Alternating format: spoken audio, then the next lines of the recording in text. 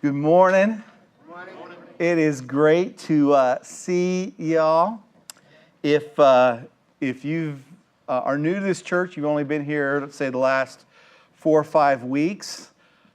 My name's Joel King, and I'm just another pastor here at Trinity Church. And we are thrilled that you are worshiping with us this morning. I actually haven't been away as long as it might seem. I've actually been here a few weeks off and on, but I did take a couple weeks vacation and went out to God's country with my family to Oklahoma, and they're actually on their way back right now. Looking forward to having them, and I'm thrilled to be back with y'all today. All right, I like to start out by reading to you a poem by Robert Frost called "The Road Not Taken." It goes like this: 2 roads diverged in a yellow wood, and I'm sorry I could not travel both. And be one traveler, long I stood, and looked down one as far as I could to where it bent in the undergrowth. Then took the other, as just as fair, and having perhaps the better claim, because it was grassy and wanted wear, though as for that the passing there had worn them really about the same. And both that morning equally lay in leaves, no step had trodden black. Oh, I kept the first for another day. Yet knowing how way leads on to way, I doubted if I should ever come back. I shall be telling this with a sigh. Somewhere, ages and ages hence, 2 roads diverged in a wood, and I took the one less traveled by, and that has made all the difference. Great poem. But I have a question for you today as we start out. And the question I have for you is, what if you were following Robert Frost on this? Would you have the same perspective as he did? Would you have been glad that he took the road less traveled? Perhaps you would have gotten there and you would have realized that you didn't bring the right shoes. Or maybe you were expecting to meet somebody on the main road, and it wouldn't have been too great to have gone down a side track. Perhaps you had an appointment that you needed to make. You're in the 408, and there's somewhere you have to be at a certain time. It would not have been fun to have fallen down a path which takes twice as long, and Lord knows when you're going to arrive at your destination in those circumstances. Or maybe you understood that this area isn't the safest place to be. Maybe there's wild animals or poison oak. And the last thing that you think is a wise thing to do is to go down a path that leads to potentially more danger. It's one thing if you're Robert Frost. It may be another, though, if you're following him. It may be nice to know ahead of time exactly what's he up to. So you know before you get to the diversion in the road, kind of what the plan is. It might save a lot of time. It might save a lot of heartache. In fact, the next few weeks we're going to talk about this. We're going to talk about mission, the idea of mission. According to dictionary.com, a mission is an important goal or purpose that is accompanied by a strong conviction. And if you were following Frost when he comes to this, it would have been nice to know at the beginning that his goal was to take his time. It might be nice to know that his goal was just to see the sights. That as a writer, he had nowhere to be, no one to meet. He could just walk the day away. It might have been nice to know that ahead of time before following him. Or that he had such a strong conviction that if given 2 choices between the more well-trodden, well-traveled, broad path, that he had a conviction of taking the one that was less traveled by. If that's not who you are, you want to know that before you start following Robert Frost. That is the strength of mission. At least it's supposed to be. I mean, nowadays it's really just something you put up on your wall to tell your customers, that you care about them, and that's about as far as it goes. But when it works, it's a way to clarify to all those that are working for the organization or part of whatever family or whatever has this mission statement of what we stand for and where we're going and why we're going there. So everyone is on the same path. And in essence, like I said, that is what we're going to be talking about the next few weeks. Trinity Church, our mission, our values, and our future. Now, I do have to tell you, in full disclosure, when I thought up this several months ago, I thought we were going to spend a week on our mission, a week on our values, and a week on our future. It ain't going to work that way. God's got a great sense of humor. I got into this and realized unless I was going to, have you drink out of a fire hose kind of a thing on all three of these things, that I needed to slow it down. So we're going to primarily focus on our mission. We'll talk a little bit about our values along the way. And really in the next series, we're going to really stress our future and what we believe God is taking us to. And so as a church, and as part of the church, right, we are just one gathering of Christ only has one church. They're meeting all over the world, celebrating Him. We are just one aspect of that church. We may worship in different ways, in different languages, and some are louder than others, and some are bigger than others, and some are more charismatic and into it than others, and some are more traditional. It doesn't matter. There's one church. And in reality, there's really only one mission for the church. And it should be. It should be the same wherever you go. And there's many different places that you can see the mission of the church in the scriptures, but I want to start with the very beginning. When Jesus called His disciples, He called them, and in Mark He says to them, He turns to them and says, "Come, follow me," He said, "and I will make you fishers of men." I like this because it's short and it's sweet and it's to the point. In a very succinct statement, He tells them what He intends. And there's three parts, if you would, to this mission. The first part is to follow me. It's to follow me. Now, we've talked about this before. This was much more than Jesus saying, "Hey, look, I got this particular school of theology, and I want you to spend the next 3 years with me. I'll give you a little graduation certificate that you've learned all this information I have to share with you." He wasn't inviting them to His school. What He was doing is He was inviting them to an intimate relationship. He was inviting them to walk with Him day and night and learn from Him, learn not only the way that He thought, but the way He did things, His very will, His very character. It was about knowing Jesus. In fact, later on, Jesus would be explaining, actually He's praying to God, and He says, in His prayer, He says to this, He says, "Now this is eternal life." Now, if I were you, my ears would perk up here, okay? Because this isn't a pastor teaching or somebody. This is Jesus saying, this is what eternal life is. Now, the interesting thing is this. Jesus does not say eternal life is eternity in heaven with you, is passing the entrance exam through the pearly gates and, basically avoiding hell. He doesn't say that. He said, now this is eternal life, that they may know you, He's praying to God, the only true God, and Jesus, the Christ, whom you have sent. That is the essence of what it means for eternity. It's knowing Him. It's an intimate knowing. An intimate knowing of God who has revealed Himself through the Son, Jesus Christ, in very intimate details. Now, the second part of this is, after follow me, is, and I will make you. And this is really important because He's going to have them do a lot. But in essence, the strength for, if you would, their transformation, there's what's going to happen in them is going to come through Jesus, not through them. Now, they have a part to play. Follow me.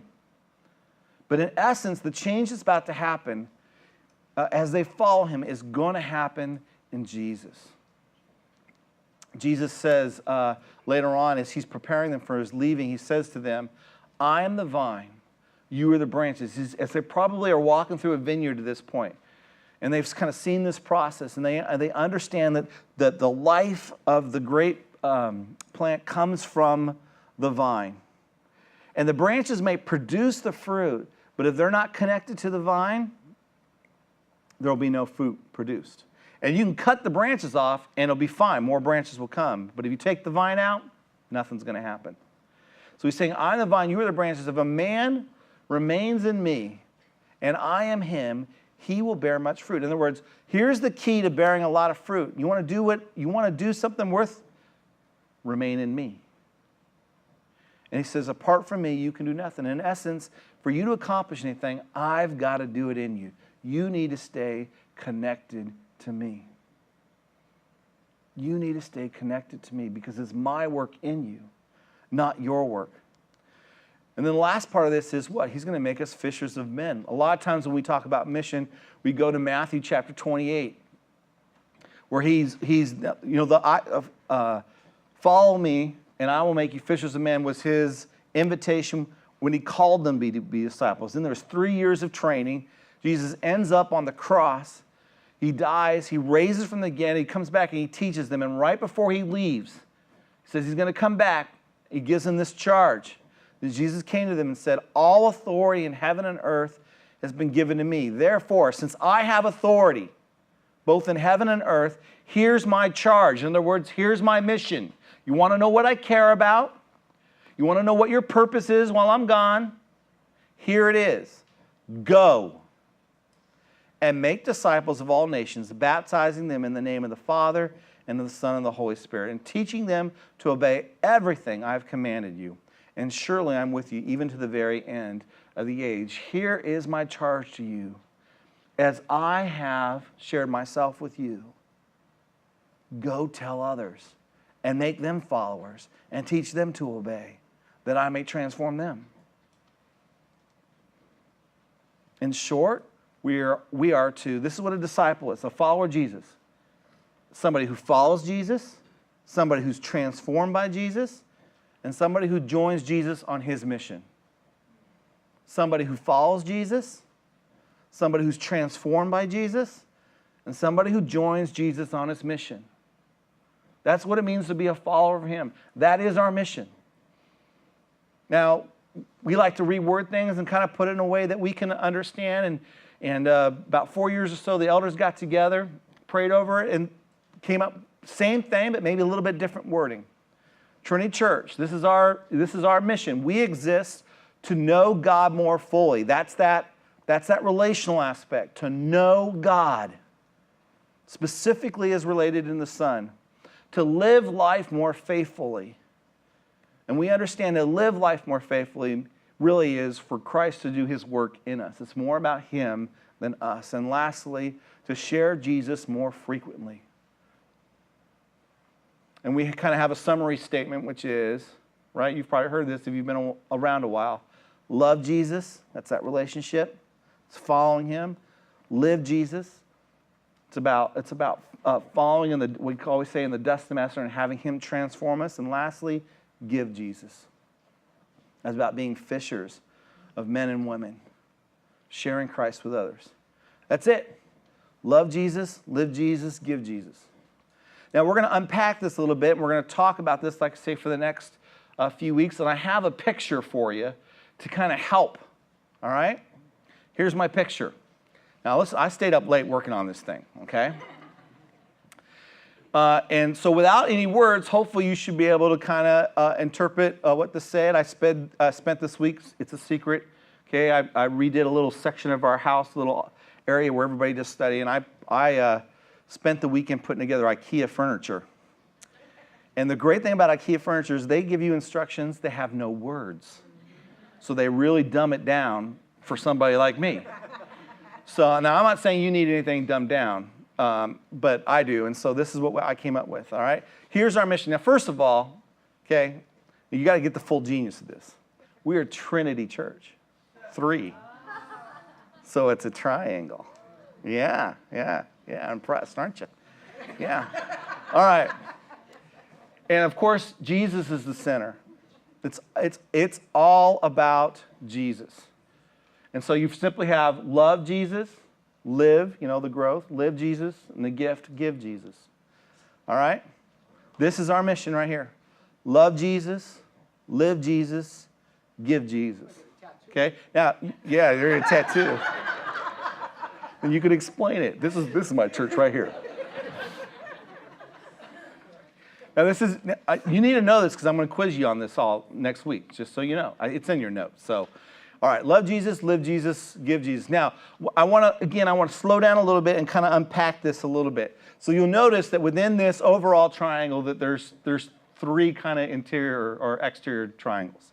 Okay? So we're just going to go over the first one. That's this top one right here. All right? I'm going to call it the love Jesus triad because it's three. So, all right. Are we done being impressed? All right. Loving Jesus we're looking at three different ideas in this. Okay? It's believing, it's trusting, and it's surrendering. Now, this is a process. Okay? And this is really important to know. When Jesus came to Peter, when Jesus came to the disciples and he said, "Follow me and I will make you fishers of men." Okay? They weren't worthy of anything at that point. They are ignorant, foolish, prejudicial, selfish men at that point. And 3 years later, when he gave them, they were ignorant, selfish. It was a process. It was a process, and this is a process. So let's look at the process. Number one, at the beginning here, the issue is believe. The issue is believe. Now, before I kind of read the verse that's here, I want to kind of give you the context, okay? The context is this. Jesus feeds the 5,000. Remember, he had that bad day. He heard about John the Baptist. He tries to get away from the crowds. When he gets to the other side, there's 5,000 people, or actually plus, because it said 5,000 men waiting for him, okay? And so he teaches all day, or the rest of the afternoon. Everyone's hungry and tired, and Jesus says, feed them. They finally find a boy with 5 loaves, 2 fish. He feeds the crowd, sends his disciples away, goes up to the mountain to pray. That night, he meets the disciples on the water. They freak out, if you remember. We learned this in the book of Mark. They freak out, and Jesus calms them and everything. He says, you should have more faith. And they continue going. Meanwhile, the folks are standing there waiting for Jesus to come back, and the next morning they realize that he and his disciples are gone. So they go down where they think he's going to be, and sure enough, they find him. And when they find him, they basically say, "We want more." And Jesus was saying, you know what? You're looking for food, but you're looking for the wrong thing. You should be working for eternity. And that's when they asked this question here. They asked him, what must we do to do the works that God requires? In other words, okay, we want this eternity, Jesus. We want what you're offering. What is it that you want us to do? That's typical human response. What do you just tell us, bottom line, right? Is it the 10 rules, right? Is it the 622 commandments that they give us in the Hebrew Scriptures, or the thousands more that the Pharisees and the religious leaders have added to? What is it, Jesus? And he's got a really interesting answer here. Jesus answered, the work of God is this. In other words, the work that God requires, to believe in the one he has sent. That's what I want you to do. Believe. Believe specifically in me. And that's where it has to begin. You cannot love God unless you know and believe in the Son. There's no way that you could know how much God loves you unless you know that he loved you so much that he left the throne of heaven, came to earth as a vulnerable baby, allowed himself to become servant of mankind, even unto death on the cross. That's how much he loves you. And if you don't know and believe that, you don't know or get God. And that is huge. That is huge, huge, huge. Because everywhere else that you turn, every other religion, if you're a person who likes to kind of study religions, then you know this is true. It's even true, by the way, of some folks who go under the auspice of Christian. Okay? But it's a false Christianity. But you know that there's somewhere to travel to. There's a holy war to fight. There are certain rules to follow. There are this, that, and the other thing to do. There are works. But with Jesus, it begins and ends with this. Believe in me. Because here's the deal. If I gave you the list, you couldn't do it. That's why I had to. And because I did, if you put your faith, if you believe in me. Ephesians puts it this way. You may want to just write this down, look it up later. Ephesians 2, 8, 9. He says this, for it is by grace, Paul writes, you have been saved through faith. That's that belief. And this is not from yourselves. It is what? The gift of God, not by works, so that no one can boast. No one, including Billy Graham, Mother Teresa, Joel King, or whoever your favorite religious person is going to stand before God and pull out their resume and go, God, this is why I'm getting in. Right? Because God will just pull out every thought and deed and every other thing that they've ever done in their life that nobody else knows about and go, and this is why you shouldn't.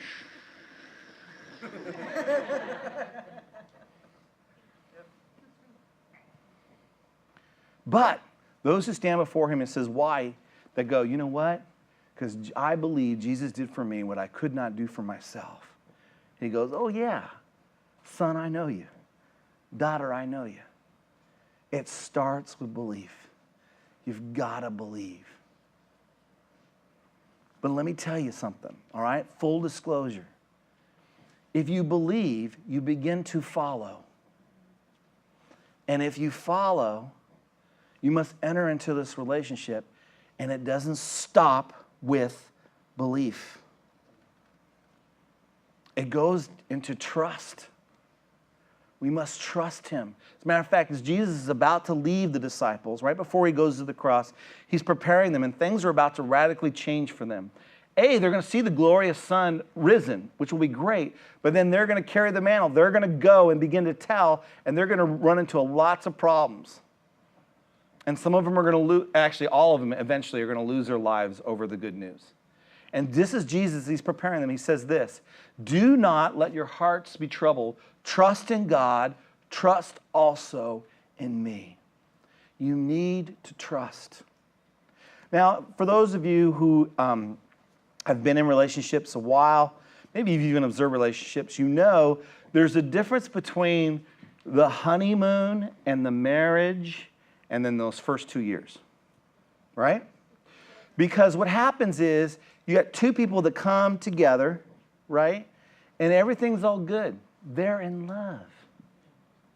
They're in love.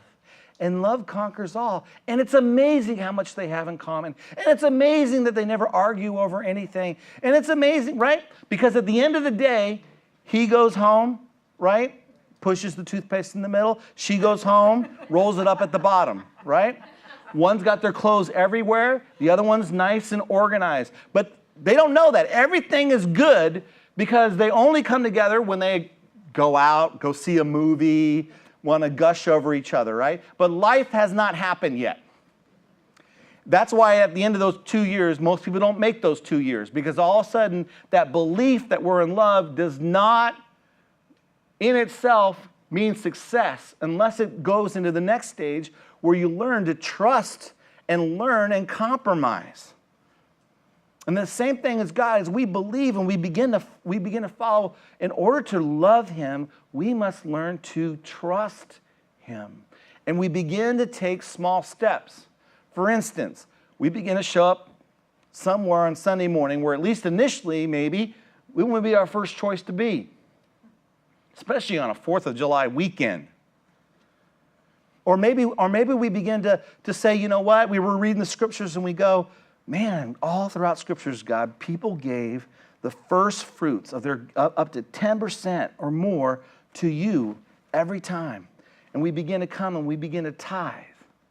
Or maybe we begin to, usher and greet people, or I don't know what it is, but we begin to trust God with little areas of our life. As we believe, we learn to we begin to add him to some degree to our life, which is good, but it's not the end. Because ultimately, True love really moves to a place. If we really love God, it moves to a place of surrender. Jesus exemplifies this in the garden, right? It says in Matthew, it says, going a little further, he's in the garden, he fell with his face to the ground and prayed. He is stressed out. My Father, if it is possible, may this cup be taken from me. In other words, God, if there's a plan B, let's go with it. But then notice how he ends that. Yet not as I will, but as you will. Surrender. See, this is what I know to be true. I counsel and get together with couples all the time. They got through the love stage. They built some basic trust. But sooner or later, you come to a fork in the road, and there's no right and wrong answer. And one of you wants to go left, and one of you wants to go right. And if no one surrenders, it busts. It just busts. It busts. And this person's going, they don't love me, and this person's going, they don't love me, and the truth is, neither one of them really love. Because love surrenders. Now, I'm not talking about when it's obviously a right or wrong decision. God would be against that. Okay? I'm not talking about those kind of things. That's the easy kind. Most people don't come to me with those. I wish they did. I wish you all would come to me with a problem that's like clear, right? It's just we were thinking about killing our children, right? I can answer that one. No, right? But no one comes to me with that. They come to me with things like he wants to move here because it's a better opportunity, but all my friends and family are here. What does the Bible have to say about that? It doesn't, except for this. It tells women to honor their husbands and husbands to serve their wives. One of you's got to surrender. One of you's got to surrender. Now, let me give you a little hint, guys, okay? Because if you're anything like me, a little thought went in your head. Hey, I'm the leader of the household. I'm the tiebreaker. And you know what? You're right. Biblically speaking, you are the leader of the household. But you're supposed to lead like Jesus, which means you get to lead by being the first one to serve. Now, women, you can't write that down. And you're not supposed to tell my wife. She knows. But men, you should write that down. Real love, it learns to surrender. And full disclosure, God will take you just as you are. But as he takes you just where you are, he intends to grow you, which means you're going to need to take small steps and larger steps of trust. But he's not even done when you look, quote unquote, religious.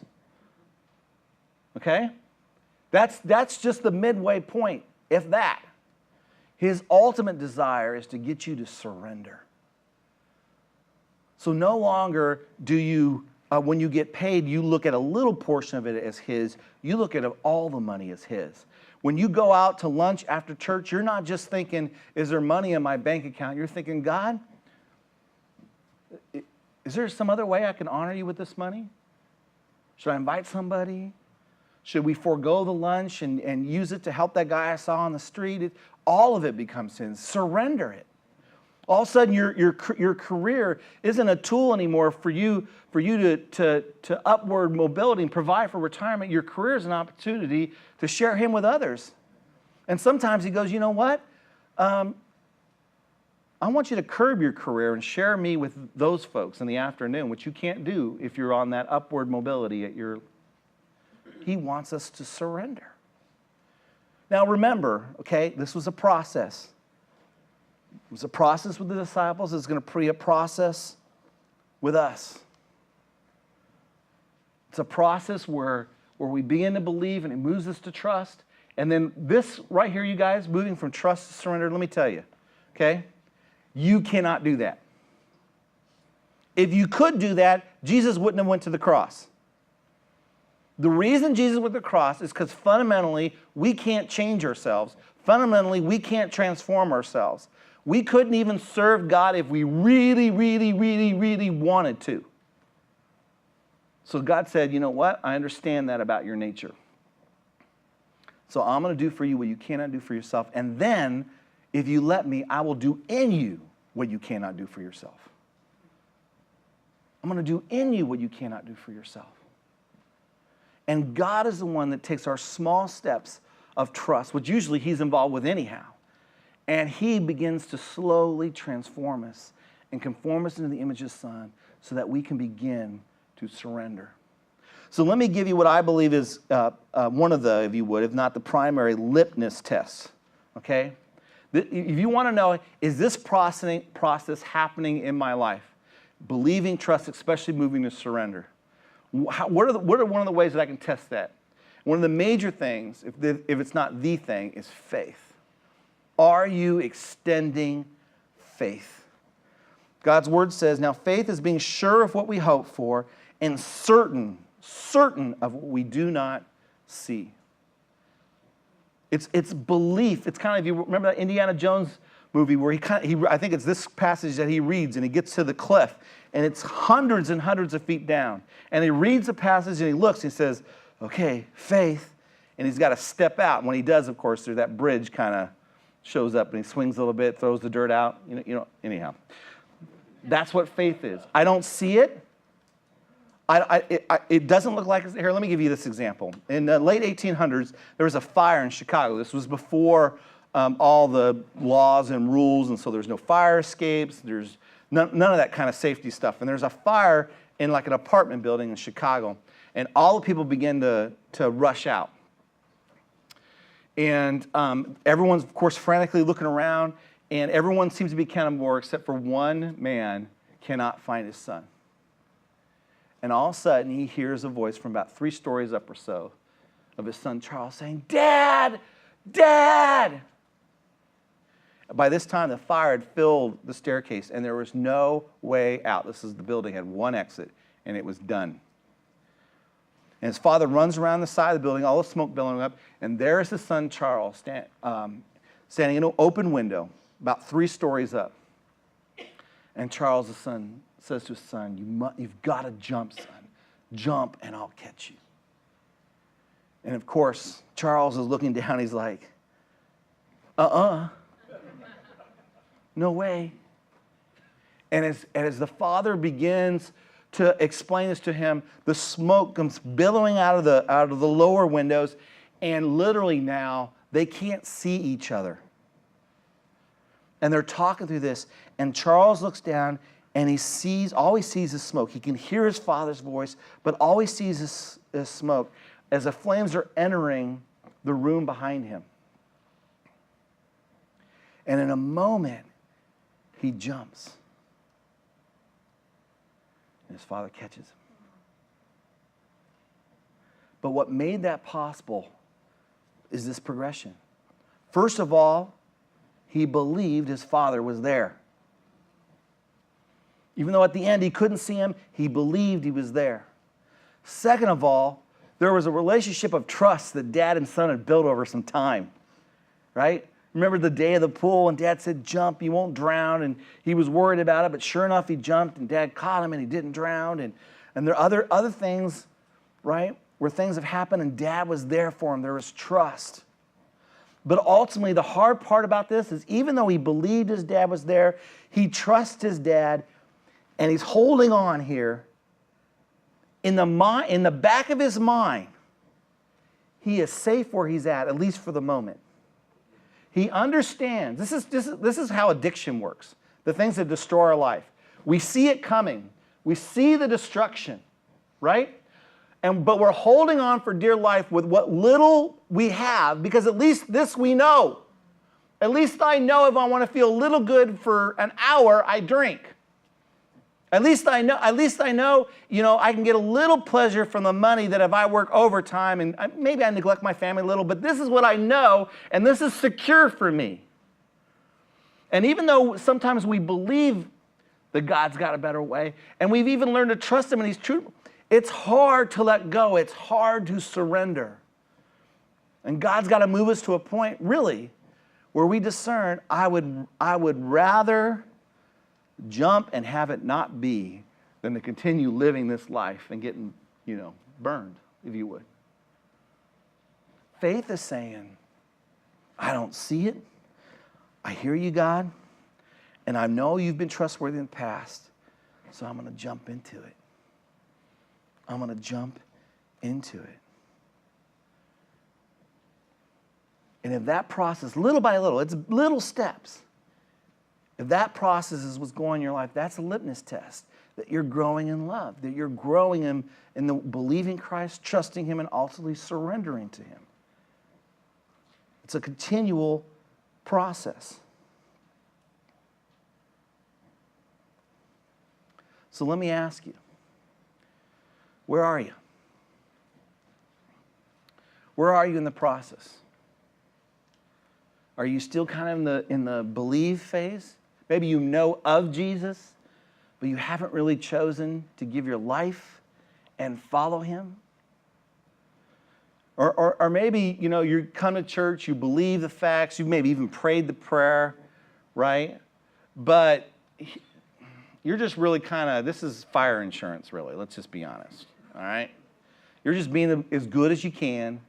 But in terms of really trusting him, in terms of giving your money or your time or your talents or let alone your life to him, or maybe you have. Maybe you've been following Christ for years, and you believe in him, and you got the, if you would, the religious trust things down. You're doing your due diligence and whatever the checklist may be.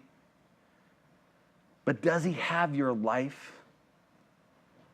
Does your day really belong to him? I mean, when you raise your hands in worship, is it just because that's what everyone's doing, or it feels good in the moment? Or are you truly raising your hands and saying, I surrender? I surrender. And by the way, I just want to let you know, when I sing those songs, I add words in there, okay? Because I want to sing from my heart. So a lot of times it says, I surrender all, and I'll sing, I want to surrender all. That will be my words, because the truth is, you guys, I'm the pastor, and I haven't surrendered all. There's still a whole lot of pride and other yucky stuff packed in this heart of mine. But that's my desire, that he do that work in me.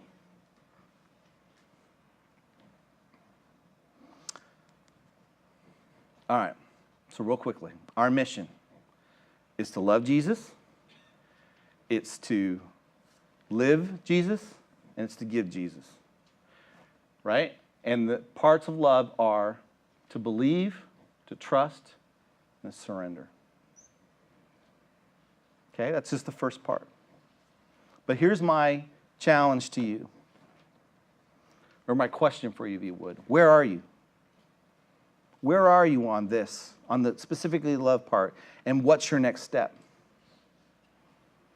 The good news is, here's the good news. The most important step is believe. That's the most important step. And here's the other great thing, okay? Whatever path you're on, Jesus comes to your path.